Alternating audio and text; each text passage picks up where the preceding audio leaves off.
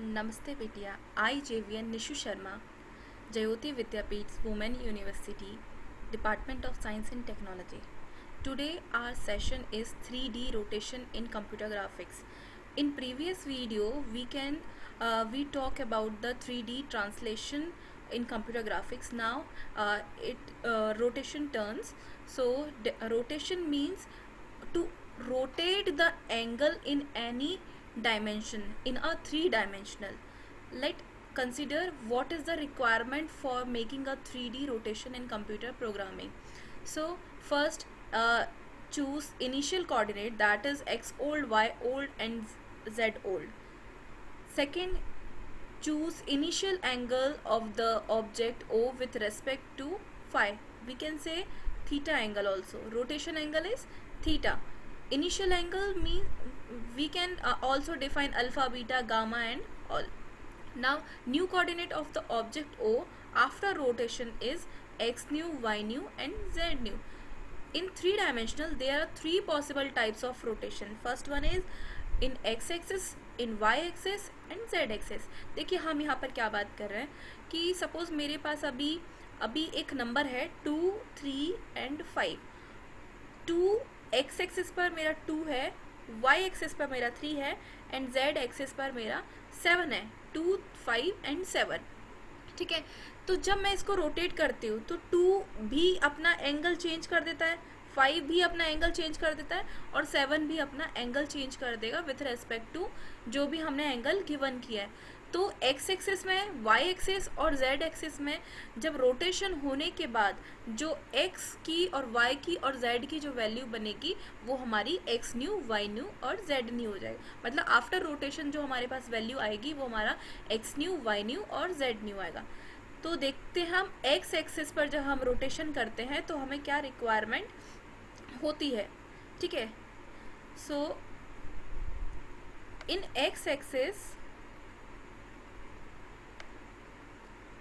Just a minute, rotation हम जब x axis को करते हैं, x एक्सिस में है मतलब x की वैल्यू वही रहेगी जो प्रीवियस थी. न्यू x की वैल्यू तो वही रहेगी क्योंकि हम x में रोटेशन कर रहे हैं. तो x एज इट इज रहेगा, y और z में ट्रांसफॉर्मेशन होगा. y में क्या हो जाएगा, y की जो वैल्यू है उसमें हम cos थीटा का मल्टीप्लाई कर देंगे और जो z की प्रीवियस वैल्यू है उसमें sin थीटा का मल्टीप्लाइड करेंगे.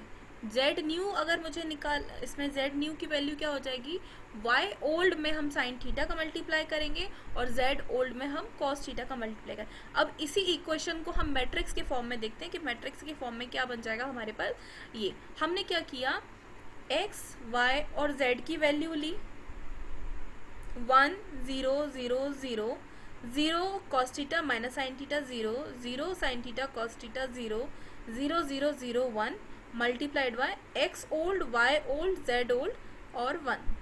मुझे x, y और z की वैल्यू अगर फाइंड करनी है तो मुझे क्या करना पड़ेगा, यहाँ cos थीटा जो हमने लिया था जो उसके साथ मल्टीप्लाइड हो रहा है, मतलब x के साथ जो मल्टीप्लाइड हो रहा है उन वैल्यूज़ को हम यहाँ पर ले रहे हैं. तो इस तरीके से मेरा ये हो जाए. अब y एक्सिस की अगर हम बात करें, जैसे हमने अभी 2 सेकंड पहले बोला था कि जिस एक्सिस पे हम वर्क कर रहे हैं वो एक्सिस हमारी एज इट इज़ रहेगी, बाकी की रिमेनिंग जो एक्सिस होंगी वो हमारी ट्रांसफॉर्म होंगी, मतलब वो हमारी रोटेट हो जाएंगी. तो x न्यू यहाँ पर क्या हो जाएगा, z ओल्ड वैल्यू में sin थीटा का मल्टीप्लाई होगा और x ओल्ड की वैल्यू में cos थीटा का मल्टीप्लाइड हो जाएगा, जबकि y न्यू हमारा एज इट इज़ रहेगा.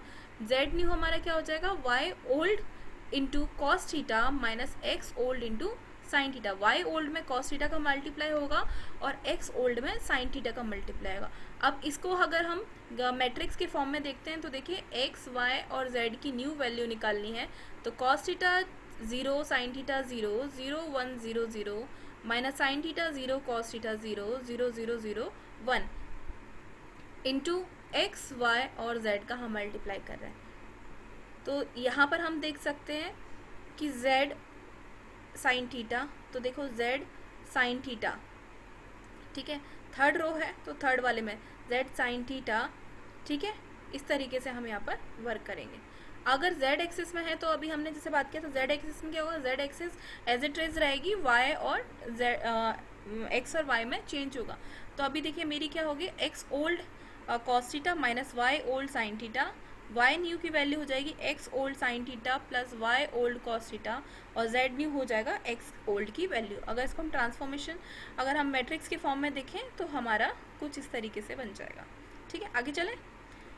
अब एक एग्जाम्पल हमने लिया, सपोज मेरे पास एक पॉइंट है 1 2 3, जो कि अभी मैंने बात किया था, ये हो गया x की वैल्यू, ये हो गया y की वैल्यू, और ये हो गया z की वैल्यू। अब इसको मैंने 90 डिग्री एंगल पर इसको रोटेट किया, तो x y और z की वैल्यू क्या हो जाएगी। तो देखो हमने लिया x की वैल्यू 1, y की वैल्यू 2 और z की वैल्यू 3, और एंगल हमारा 90 डिग्री। अब x एक्सिस पर देखते हैं, तो अभी हमने x एक्सिस पे बोला था x एक्सिस वही रहेगी जो थी, तो x एक्सिस मतलब मेरा 1 था। y ओल्ड, y मेरी ओल्ड वैल्यू क्या था 2 cos 90 degree minus 3 sin 90 degree. ठीक है, तो y हमारा cos 90 की वैल्यू क्या होती है 0, तो हमने लिखा 2 इंटू 0, और sin 90 की वैल्यू होती है 1, तो 3 into 1, 0 minus 3 is minus 3। y old into sine theta plus z old into cos theta equals to 2 sine 90 plus 3 cos 90। Sine 90 की वैल्यू अगेन 1 और कॉस 90 की वैल्यू 0, तो 2 into 1 is 2 plus 3 into 0 is 0 equals to 2। So मेरे coordinates points क्या हो गए 1 minus 3 और 2। ठीक है, अब y एक्सिस पे देखेंगे तो y एज इट इज रहेगा, 2 एज इट इज रहेगा, x और y में चेंज हो जाएगा, तो x sine theta plus x cos theta, तो x z sine theta 3 sine 90 plus 1 sine 90, so sin 90 is 1 and cos 90 is 0, so according to this x new equals to 3 and y new equals to 2 and z new equals to minus 1। Clear है, so new coordinates हो गए। अब z axis की बात करें तो z axis हमारी same रहेगी, बाकी x और y में चेंजेस हो जाएंगे, तो x न्यू हो जाएगा x old cos theta minus y sine theta y cos 90 minus 2 sine 90 equals to y into 0 minus 2 into 1 equals to minus 2। Clear है, क्योंकि x की वैल्यू रख दी, cos 90 रख दिया, 2 और साइन 90। ठीक है, x old sine theta plus y old sine cos theta, तो 1 into sine 90 because sine 90 is because sin 90 is 1 plus 2 into cos 90, so cos 90 is 0, so 1 into 1 plus 2 into 0 is 1, so the coordinates is -2 1 and 3। ठीक है, ये होता है हमारा rotation. अब scaling की बात करें, स्केलिंग का मतलब क्या होता है कि स्केलिंग एक प्रोसेस है जिसमें हम साइज़ को मॉडिफाई कर सकते हैं और ऑल्टर कर सकते हैं किसी भी ऑब्जेक्ट का। तो अब स्केलिंग के लिए हम मतलब साइज़ कम कर सकते हैं या बढ़ा सकते हैं। जो एक्चुअल पाथ पे सपोज मेरा अभी एक सर्कल इतना बड़ा है, आगे जाके वो इतना बड़ा हो सकता है। अभी मेरा एक स्क्वायर है, आगे जाके वो हो सकता है बड़ा हो जाए या हो सकता है टाइनी रूप ले ले। सो स्केलिंग में हम साइज़ को शेप को हम बड़ा या छोटा कर सकते हैं। तो इसके लिए देखिए मेन चीज़ क्या है, यहाँ पर हम 2 पॉइंट्स ले रहे हैं। अगर मेरा फैक्टर ग्रेटर देन 1 है तो हमारा क्या हो जाएगा, साइज़ इंक्रीज होगा, और स्मॉलर देन 1 है देन हमारा साइज़ रिड्यूस होगा। अब हमने एक एग्जांपल लिया, सपोज सबसे पहले हम इसमें भी क्या करेंगे, x y z की प्रीवियस वैल्यू लेंगे, स्टार्टिंग वैल्यू लेंगे। स्केलिंग करने के लिए हम इसमें एस एक्स ले लेंगे, क्योंकि हमने स्केलिंग कर रहे हैं एक्स एक्सिस में, स्केलिंग करेंगे वाई एक्सिस में तो एस वाई, स्केलिंग करेंगे जेड एक्सिस में तो एस जेड हम लेंगे, जैसे कि हमने प्रीवियस वीडियो में भी ट्रांसलेशन का पढ़ा था, T X T Y and T Z. So अभी मेरा आफ्टर स्केलिंग क्या हो जाएगा, X new Y new and Z new. So scaling क्या हो जाएगी, इक्वेशन क्या हो जाएगी, मेरा एक्स न्यू की वैल्यू हो जाएगी, जो भी एक्स की प्रीवियस वैल्यू है उसमें ये स्केलिंग को हम मल्टीप्लाई कर देंगे। तो एक्स की स्केलिंग, एक्स की वैल्यू में एक्स की स्केलिंग, वाई की वैल्यू में वाई की स्केलिंग, जेड की वैल्यू में जेड की स्केलिंग को हम मल्टीप्लाई कर लेंगे। ठीक है, अब इसके अकॉर्डिंग हम एक एग्जाम्पल देखते हैं कैसे होता है ये। हमने यहाँ पर एक बात करें कि एक पॉइंट है मेरा A 033, B 336, C 301, D 000। अब हमको x एक्सिस की तरफ 2 पैरामीटर दे रखे हैं, y एक्सिस की तरफ हमारा 3 है एंड z एक्सिस की जगह भी हमारा 3 है। तो मेरे कोऑर्डिनेट्स क्या हो गए ये। अब देखो x एक्सिस में स्केलिंग 2, y 3 एंड z 3, ये मुझे दे रखा है। अब हम क्या करेंगे, अब हमको मालूम था कि x की वैल्यू में x की वैल्यू में हम s ऑफ x मल्टीप्लाई करेंगे, y की वैल्यू में हम s ऑफ y मल्टीप्लाई करेंगे, z की वैल्यू में हम z of y s of z हम मल्टीप्लाई करेंगे। सो देखिए x into sx is 0 into 2 is 0, y 3 into 3 equals to 9 and z equals to z की वैल्यू क्या दे रखी है हमको, z प्रीवियस वैल्यू दे रखी है 3 into 3 9. Same as for coordinate b 3 3 6 3 into 2 3 into 3 6 into 3. Same as for c coordinate 3 into 2 0 into 3 and 1 into 3.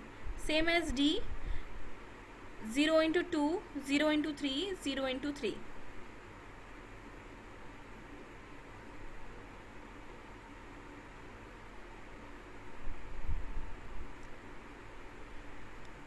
Clear है? तो इस तरीके से हमारा रोटेशन और स्केलिंग प्रॉपर्टी वर्क करते. आई होप आपको इसमें समझ में आया होगा. अगर अभी भी कोई क्वेरी होती है तो आप मुझे नीचे कमेंट बॉक्स में मैसेज कर सकते हैं. This session is powered by digital version 2.0 Jyoti Vidyapeeth women university. Thank you for watching this.